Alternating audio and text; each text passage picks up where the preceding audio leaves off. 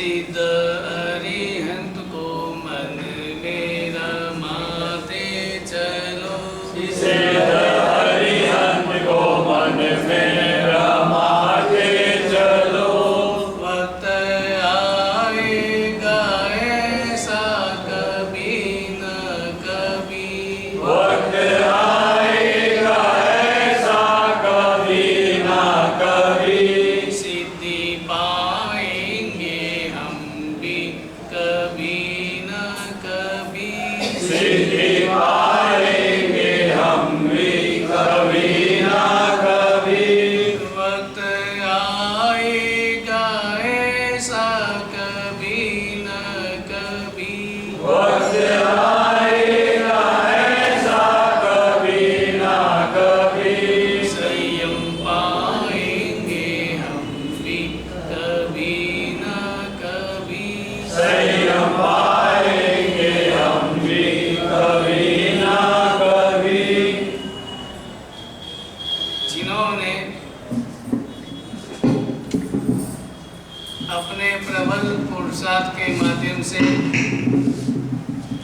मोक्ष पद को प्राप्त कर लिया, उन सभी सिद्धात्माओं के पावन श्री चरणों में हमारी भावभरी वंदना। परम उपकारी लाखों आत्माओं को परमात्मा के धर्म से जोड़ने वाले पूज्य चारों दादा गुरुदेव श्री के पावन श्री चरणों में हमारी भावभरी वंदना। परम पूज्य गणनायक श्री सुख सागर जी महाराज साहिब के पावन श्री चरणों में हमारी भावभरी वंदना। परम पूज्य आचार्य सम्राट श्रीमद जिन कांति सागर सुरेश्वर जी महाराज साहिब के पावन श्री चरणों में हमारी भावभरी वंदना। भावसागर से डूबती नैया को सहारा देने वाले मेरी श्रद्धा के केंद्र परम पूज्य गुरुदेव गच्छाधिपति आचार्य भगवान श्रीमद जिन मणिप्रभ सुरेश्वर जी महाराज साहिब के पावन श्री चरणों में हमारी भावभरी वंदना। अत्र विराजिष्ठ मुनिराज के चरणों में भावभरी वंदना।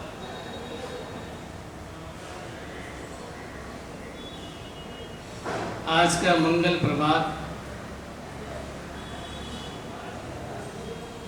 एक नई चेतना लेकर के, एक नया बोध लेकर के, एक नया इतिहास लेकर के आया है।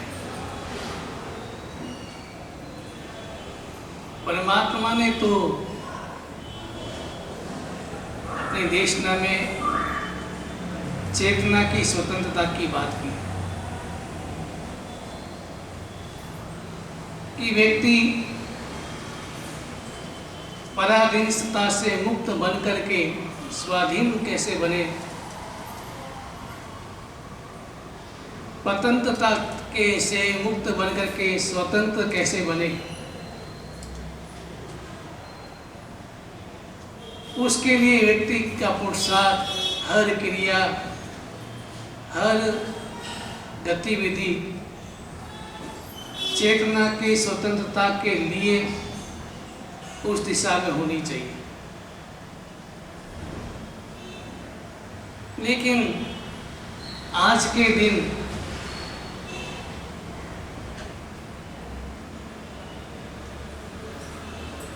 हमने अंग्रेजों की दासत्वता से मुक्त बन करके स्वतंत्रता को प्राप्त किया था। कभी कभी विचार करता हूँ कि अंग्रेज तो चले गए, असली अंग्रेज चले गए, लेकिन नकली अंग्रेज छोड़ के गए। अंग्रेज चले गए लेकिन अंग्रेजी भाषा छोड़ के गए। वीर समर 2004, उस समय में सावन 2 थे। दूसरे सावनवती तेरस की दिन रात के 12 बजे अंग्रेजों का झंडा उतारा और हिंदुस्तान का झंडा लहराया था। गुरुवार था, सावनवती बारस का दिन था, दूसरा सावनवती बारस का दिन था और गुरुवार की रात को 12 बजे हिंदुस्तान का झंडा लहराया था। अंग्रेजों ने हमारा संपदा लूटी, धन लूटा, लेकिन हमारे संस्कार, हमारा कल्चर वो नहीं लूट सके। लेकिन अंग्रेजों ने सोचा कि अगर भारत की संस्कृति अगर चलती रही तो भारत और आगे बढ़ जाएगा। इसलिए अंग्रेजों ने सबसे पहले शिक्षा पर ही वार किया, गुरुकुलों को बंद किया। और आज हम हिंदुस्तानी हैं, बोलते हिंदुस्तानी है, लेकिन भाषा अंग्रेजी ही बोलते हैं। आजकल अंग्रेजी मीडियम नहीं पढ़े तो उसकी वैल्यू नहीं होती है। अंग्रेजी मीडियम चाहिए। अंग्रेजी बोलता है, शान से बोलता है। अगर बच्चा अंग्रेजी बोलता है तो माँ गदगद होती है, मेरा बच्चा अंग्रेजी बोलता है। लेकिन मातृभाषा, अभी ये दशा है कि बच्चों को बोले हिंदी लिखने का तो हिंदी लिखना नहीं आता है। तो आने वाले समय में क्या होगा? अभी हमारे जैसे साधु संतों की इंग्लिश नहीं आती है, तो फिर आने वाले समय में बच्चों को तो हिंदी समझ ही नहीं आएगी। तो देश तो आजाद हो गया, हमें स्वतंत्रता तो मिल गई, लेकिन उन स्वतंत्रता को प्राप्त करने के लिए उन महापुरुषों को याद करना है जिन्होंने अपने प्राणों को न्योछावर किया देश के लिए। मेरा देश स्वतंत्र हो, मेरे देश के वासी चैन से सो सके, उसके लिए भगत सिंह ने हंसते हंसते फांसी पर लग गए। याद करो महात्मा गांधी को, याद करो सरदार भाई पटेल को, याद करो सुभाष चंद्र बोस को, जिन्होंने देश के लिए, और कई ऐसे व्यक्ति हैं जिन्होंने देश के लिए प्राण न्योछावर किए। आज हम स्वतंत्र हैं, चैन से सो पा रहे हैं, उसके पीछे किनका हाथ है? उन जिन्होंने अपने प्राण न्योछावर, लेकिन उन्होंने प्राण न्योछावर करके देश स्वतंत्र कराया। लेकिन उनका सपना था कि मेरा भारत सोने की चिड़िया जैसा बना रहे। लेकिन क्या हम उनके सपनों के आधार पर हमारा व्यवहार, हमारी क्रिया, हमारा वर्तन, उनके सपनों को पूरा करने के लिए हमारा पुरुषार्थ कितना है? महात्मा गांधी का सपना था कि हमारा भारत कैसा बने। सभी नेताओं का यही, जो कुर्बानी लेके गए, उन सबका सपना क्या था? कि मेरा भारत स्वतंत्र और आगे बढ़े, पूरे विश्व में उनका नाम, उनकी छवि बनी रहे, पूरे विश्व में भारत के नाम से भयभीत बने रहे।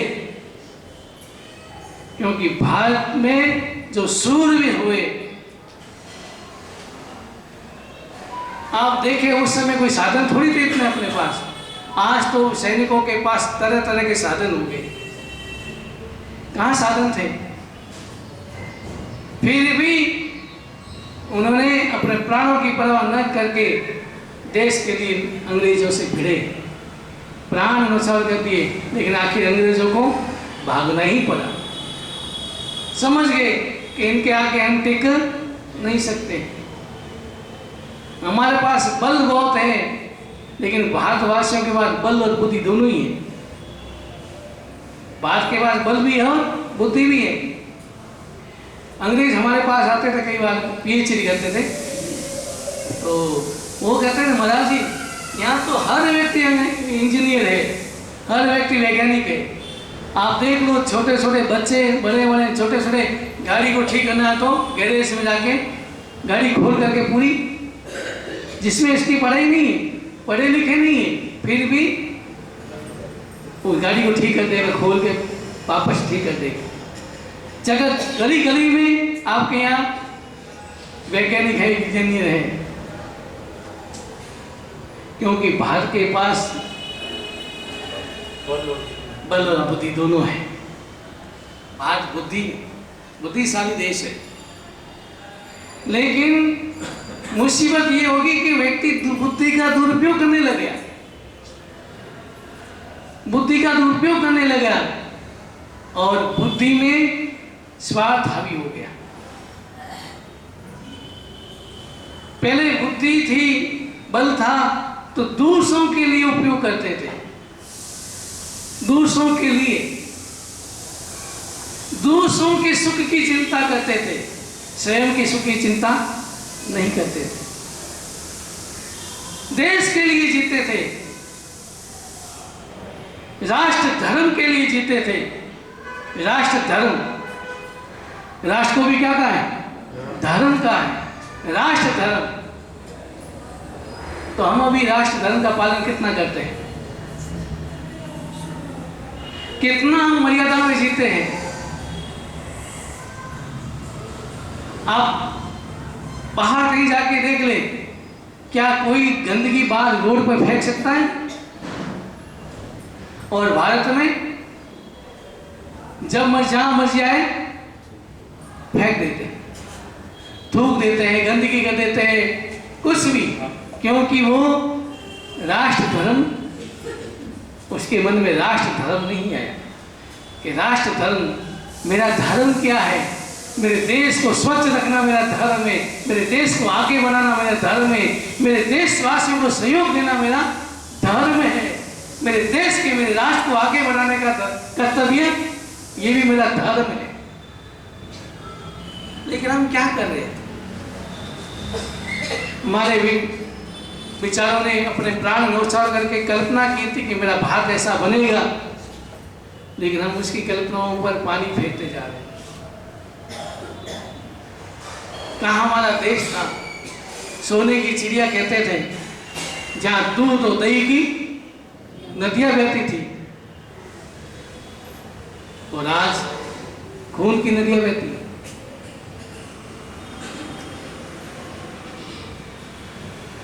जब स्वतंत्र भारत हुआ था, स्वतंत्र हुआ था भारत, तब कत्ल खाने गिनती के थे,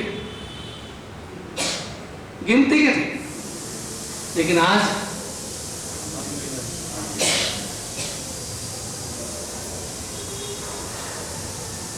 क्योंकि व्यक्ति के भीतर में, राजनेताओं के भीतर में भी स्वार्थ हावी हो गया। क्यों स्वार्थ हावी? कि अगर ये मांसाहार का निर्यात करेंगे तो विदेशी मुद्रा है, ये स्वार्थ ही बन, ये भी क्या है?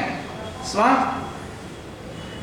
तो हमारे दिमाग में स्वार्थ हावी हो गया, इसलिए हम राष्ट्र धर्म भूल गए कि हमारा राष्ट्र धर्म क्या है। अपने शास्त्रों में भी राष्ट्र धर्म का महत्व बताया, राष्ट्र धर्म का पालन करने का कर्तव्य बताया। लेकिन धीरे धीरे हमारे ऊपर स्वार्थ हावी होता गया, और अंग्रेजों ने भी भारत को पिछड़ने के लिए कई उपाय छोड़ के गए, कई बातें छोड़ के गए। सबसे पहले शिक्षा पर हमला किया, गुरुकुल बंद किए, और उसके बाद ऐसा प्रचार किया कि विदेशी कल्चर भारत में बढ़ता गया। अब आजकल पढ़ी लिखी लड़की को साड़ी पहनते शर्म आती है, तो जो साड़ी पहनती है उसको गवार कहते हैं, ये गवार है। जबकि भारत में साड़ी हमारी भारतीय संस्कृति है। ये सब विदेश अंग्रेजों ने ऐसी चाल खेली कि भारतीय संस्कृति पर उन्होंने हमला किया, और भारतीय संस्कृति धीरे धीरे हम समझ नहीं पाए, हम समझ नहीं रहे हैं, इसलिए उनकी देखा देखी उस भेड़ चाल की तरह आगे बढ़ते जा रहे हैं। पहले कौन सा डे था ये? आजकल कितने डे आते हैं? फैंसी डे, वो डे, कितने डे आते हैं? हमारे भारतीय संस्कृति में कहाँ थे? अपन तो भलो दिन मैंने सुना ही नहीं कौन सा डे है। हमारे सब एक ही दिन डे ही है, सभी डे एक दिन जैसे है, दिन ही है। लेकिन धीरे धीरे कल्चर बढ़ा और हम अपने कर्तव्य से चूक गए, अपने धर्म से भी चूक गए, अपने आत्म क्षेत्र में से भी दूर होते गए।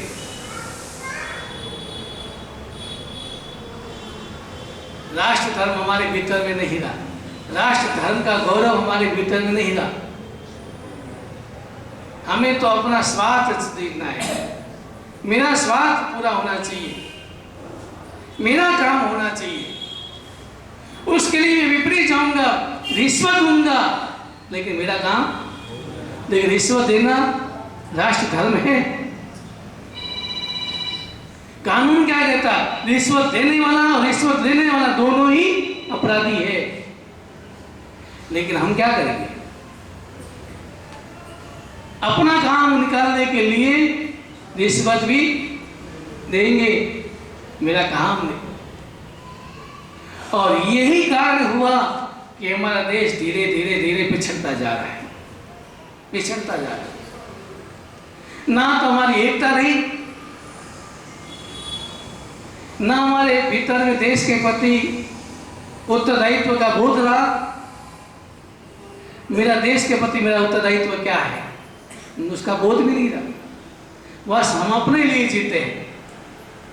पहले लोग देश के लिए जीते थे, अभी हम अपने लिए, अपने परिवार के लिए जीते हैं। बाकी हमें किसी से कोई लेना देना नहीं है।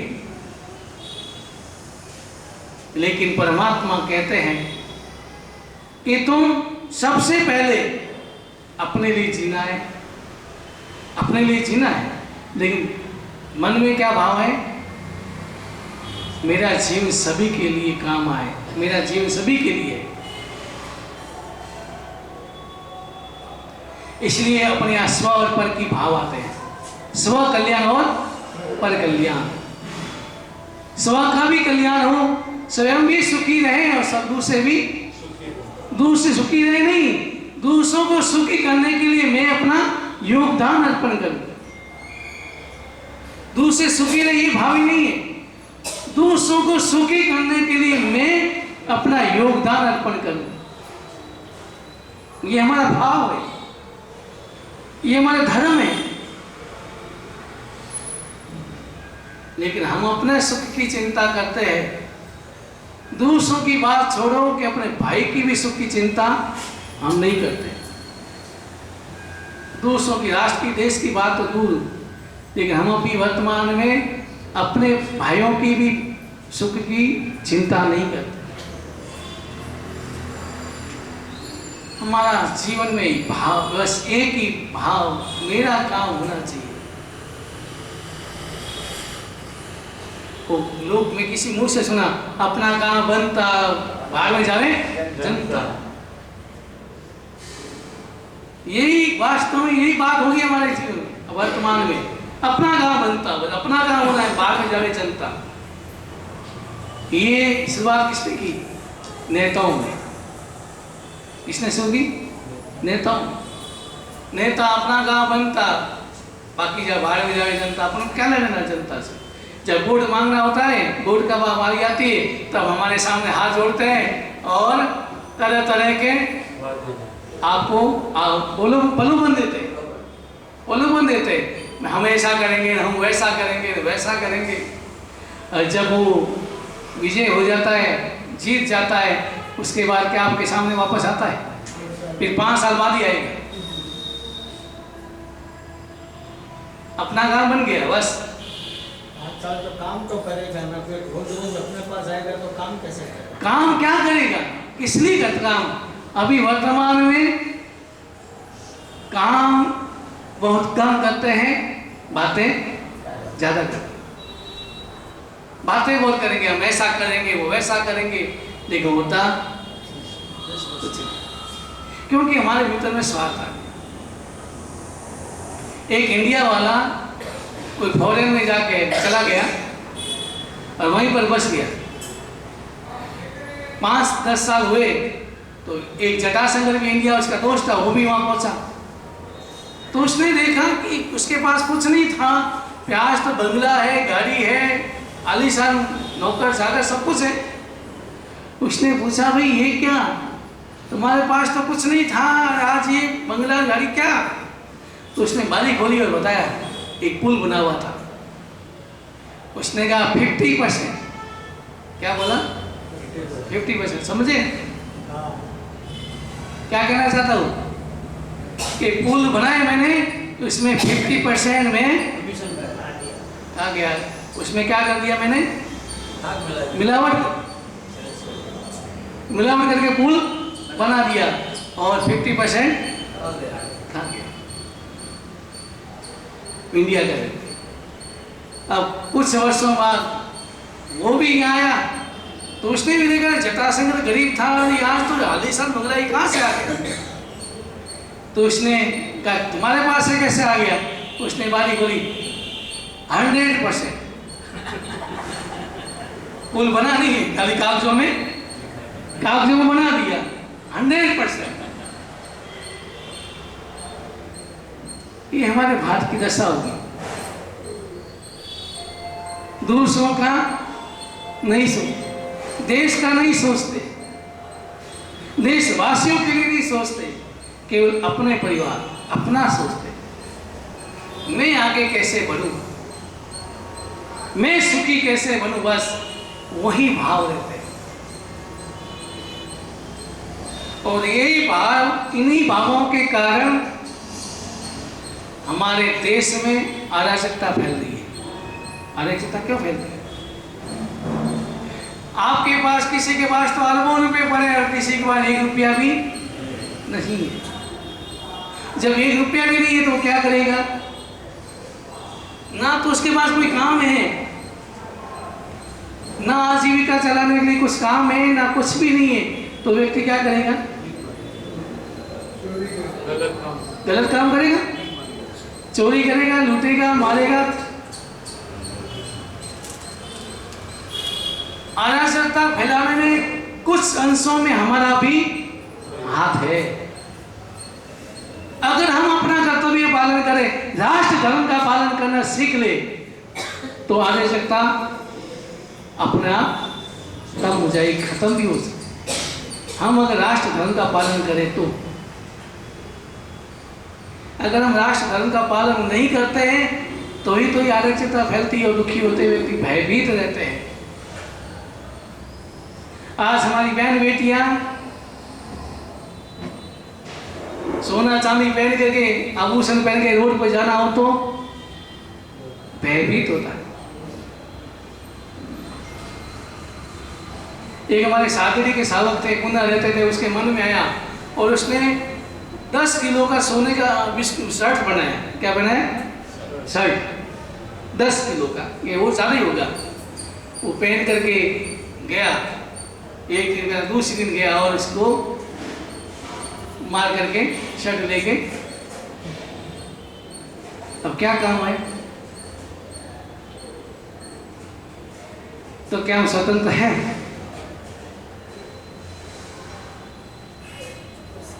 देश तो स्वतंत्र हो गया, अंग्रेजों से छुटकारा मिल गया, लेकिन आज हम अपने ही देशवासियों से स्वतंत्र नहीं रहे। अपने देशवासियों से हम भयभीत रहते हैं। इसका दोनों ही कारण है। पहला कारण तो यही है कि व्यक्ति अपने उत्तरदायित्व को भूल रहा है, भूल गया, अपने कर्तव्य को भूल गया कि मेरा राष्ट्र के प्रति मेरा क्या कर्तव्य है। और जब अपना कर्तव्य, अपना उत्तरदायित्व व्यक्ति अपना भूल जाता है तो दूसरे लोग फिर अपने पर हावी होते हैं। ये दूसरे लोग हावी होते जा रहे हैं। अंग्रेजों ने क्या किया? राज कैसे किया? राज कैसे किया? फूट फाड़ो और आपस में भिड़ो और राज करो।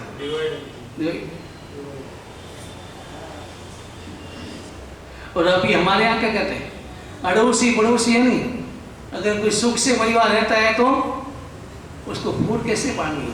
तो इधर उधर की बातें करें, इधर उधर की बातें करके उसको फूट फाड़ के अलग बिखेर देंगे परिवार। जोड़ने वाले कितने हैं और तोड़ने वाले कितने वर्तमान में। दूसरे को छोड़ा, अपने परिवार के सदस्य भी एक दूसरे को तोड़ने के भाव रखते हैं। क्यों? वो अपना स्वार्थ देखते हैं। मैं स्वतंत्र रहूंगी, मैं स्वतंत्र रहूं, मुझे कोई रोक टोकने वाला नहीं होना चाहिए। और एक बात ध्यान रखना है, जिस व्यक्ति के जीवन में कोई रोकने वाला टोकने वाला नहीं होगा तो फिर उसका जीवन कभी आगे नहीं बढ़ पाएगा, कभी आगे नहीं बढ़ पाएगा, कभी वो सुखी नहीं हो पाएगा, कभी ऐसे विपरीत परिस्थिति में निर्णय नहीं ले पाएगा। फिर वो हक्का बक्का रहता है, मैं क्या क्या करूं। जो भी आपको रोकते हैं टोकते हैं, किस लिए? अच्छे के लिए, आपके भले के लिए रोकते हैं। लेकिन आज के व्यक्तियों को पसंद नहीं है, लोग टोक पसंद नहीं।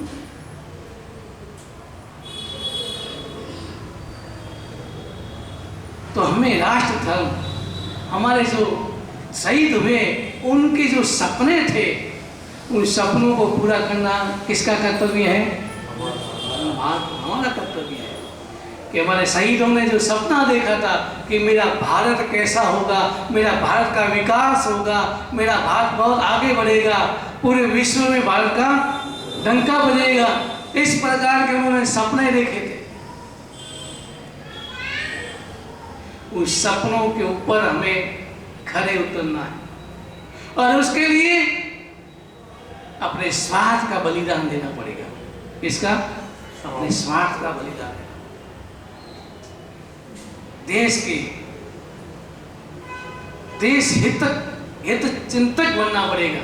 देश हित चिंतक, देश के लिए हित सोचना, चिंतन करना, मेरे देश का हित क्या है, मेरा देश कैसे आगे बढ़ सकता है, मैं कैसा योगदान दूं। मेरे योगदान देने से मेरा देश आगे बढ़ता है तो मुझे योगदान देने में पीछे नहीं हटना है। पुराने जमाने में युद्ध के लिए आपके घरों में युवक उठा कर ले जाते थे, अभी ऐसी स्थिति तो नहीं है। फिर भी ये तो भाव रखें कि मेरे देश के लिए, देश के हित के लिए मैं अपने योगदान तन मन धन से मैं योगदान दूंगा। इतना संकल्प कर लो कि देश के लिए मैं तन मन धन से योगदान दूंगा। वहां मेरा स्वार्थ में हावी होने नहीं दूंगा।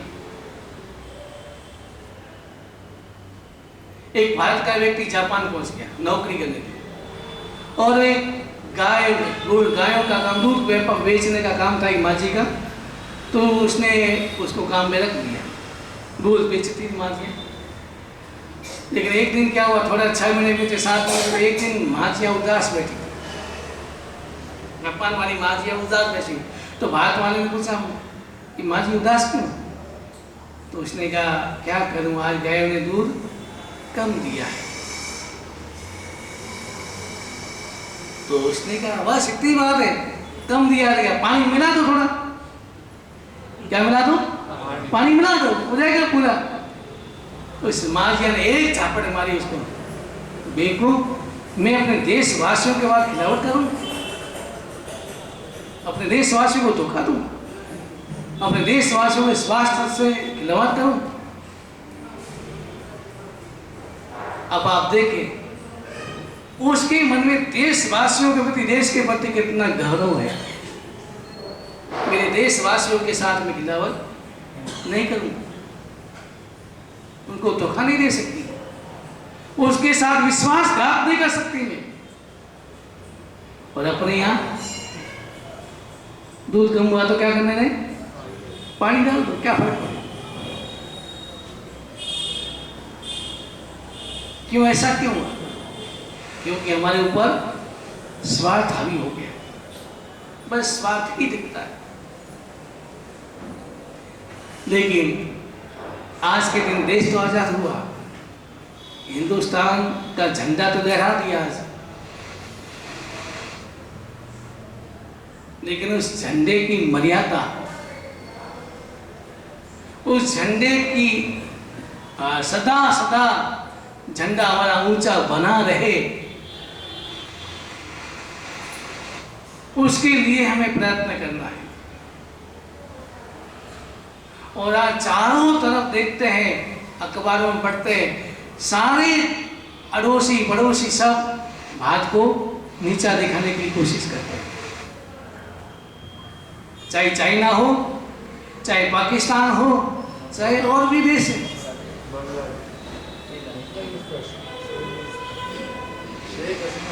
सब अपने देश को नीचा दिखाने की कोशिश करते हैं।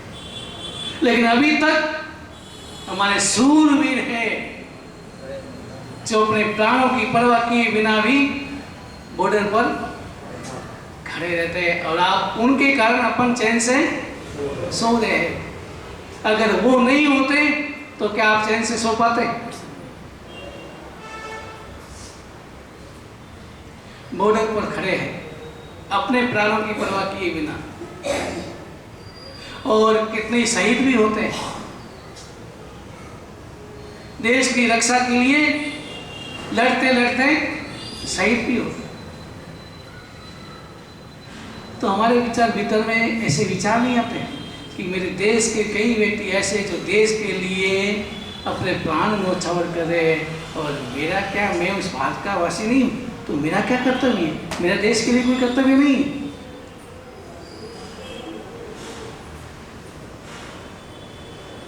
ये बात बहुत गहरी है, और इसको हम आध्यात्मिक में ताज रहे। ये तो बाहर की स्वतंत्रता की बात हुई, हमारा देश स्वतंत्र हो गया, लेकिन हम तो अनादिकाल से स्वतंत्र हैं, पराधीन हैं।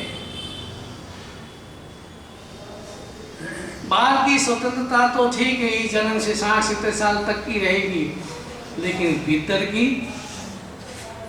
स्वतंत्रता कब मिलेगी, कैसे मिलेगी?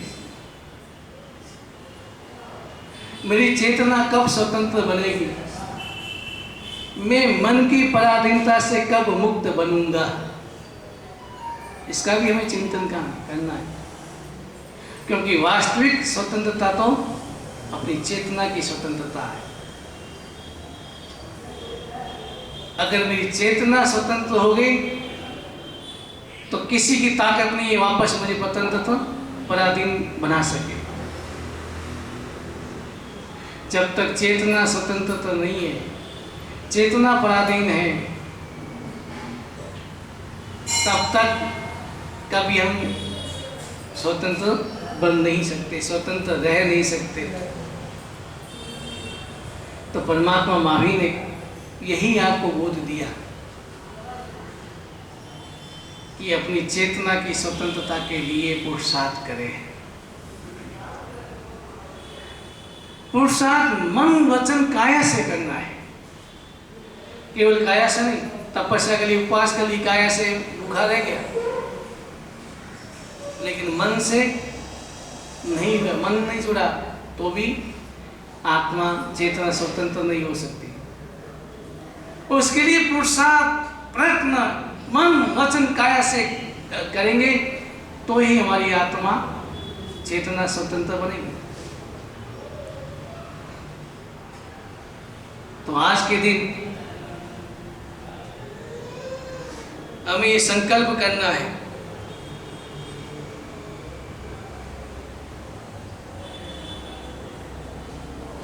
कई उदाहरण आते हैं हमारे यहाँ।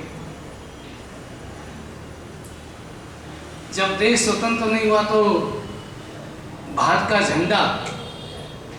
झंडा लेके खड़ा है, दूर से उनका झंडा फेंक दे, नहीं फेंकूंगा, तो उसका हाथ काट दिए तो भी झंडा नहीं फेंका, झंडा हाथ में रहा। मेरे प्राण चले जाए चिंता नहीं, लेकिन मेरा भारत का झंडा नहीं झुकना चाहिए।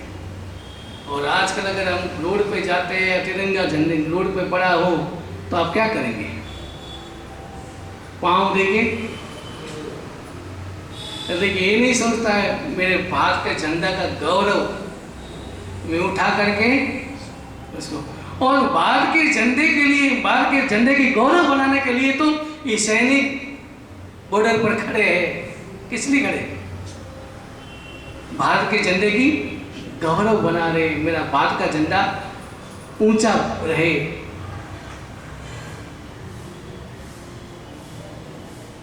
हिंद देश का प्यारा झंडा ऊंचा रहे, ये धन क्या स्कूल में बोलते थे, हिंद देश का प्यारा झंडा ऊंचा रहे।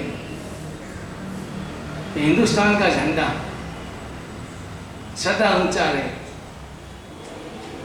और उसको ऊंचा रखने के लिए उसको कोई आप गिराने की चेष्टा करता है तो वो व्यक्ति सैनिक देश के लिए उसको लड़ते हुए अपने प्राण भी न्यौछावर कर देते हैं, और फिर उसकी लाश किस में लपेटी जाती है? तिरंगे में लपेटी जाती है।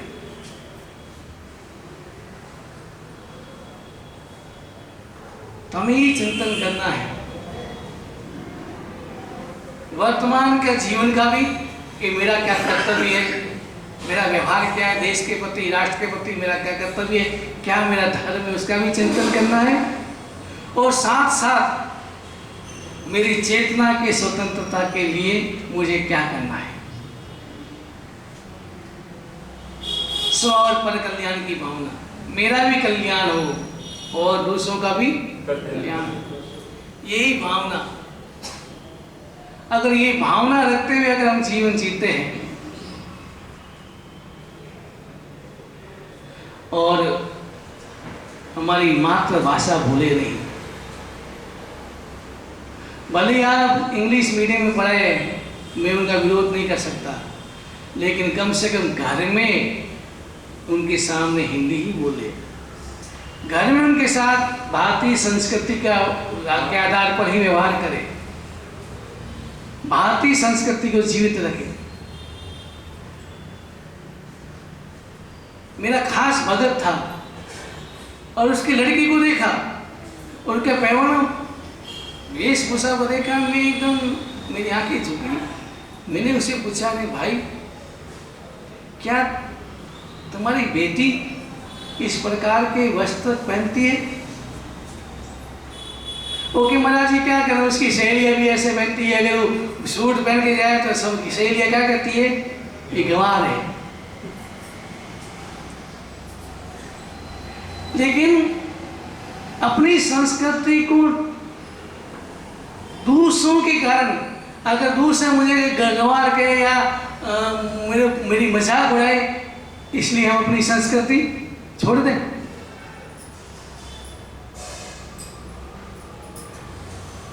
फॉरेन में आप जाओ, वहां देखो, वो हमारी भारतीय संस्कृति फॉलो करे, साड़ी पहनते हैं, अभी साड़ी पहनना शुरू कर दिया है, और अपने यहाँ उल्टा हो गया, वो साड़ी पहनना शुरू कर दिया, हमने छोटे कपड़े पहने शुरू कर दिए। किसको दिखा? छोटे कपड़े पहन के जाती है बाजार में, फिर कहते हैं कि वो ऐसा हो गया, उस लड़के ने छेड़ दिया, वो कर दिया, वो कर दिया। गलती किसकी है? आपकी है, आपके माँ बाप की है और उसकी खुद की है।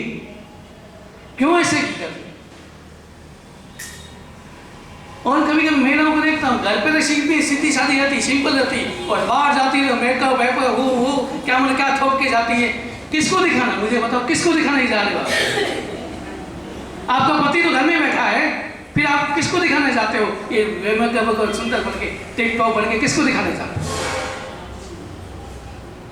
मेरा प्रश्न है, किसको दिखाते आप? पति के सामने आप, एक पुरानी महिला है, पति के सामने सजती थी, तो पति तो आपका घर में बैठा, फिर आप बाहर जाते हैं ये करके, मैं तो क्यों, किसको दिखाना? लेकिन हमारी संस्कृति धीरे धीरे धीरे धीरे लुप्त होती जा रही है, और इसी कारण ये सारे बातों सुनते, अखबारों पढ़ते, वो ऐसा हो गया, उस लड़की को उठा के ले गया, वो हो गया, वो हो गया। ये सारे अपराध कुछ तो उनकी गलती है, अपराध करने वालों की, और कुछ गलती हमारी भी है कि हम इस तरह का व्यवहार, इस प्रकार का आचरण क्यों करें। तो हमें आज संकल्प लेना है कि मैं अपने देश, अपना राष्ट्र धर्म का कर्तव्यों का पालन करूंगा। जितना होगा मैं राष्ट्र के लिए सहयोग दूंगा। मैं अपना स्वार्थ नहीं देखूंगा, मैं राष्ट्र हित देखूंगा। मेरा राष्ट्र आगे बढ़े उसके लिए मैं तन मन धन से सहयोग दूंगा। अगर ऐसा संकल्प कर ले, हर व्यक्ति अगर ये संकल्प कर ले, तो हमारा देश वापस आगे बढ़ जाए और हो सके आने वाले समय में वापस सोने की चिड़िया बन जाए।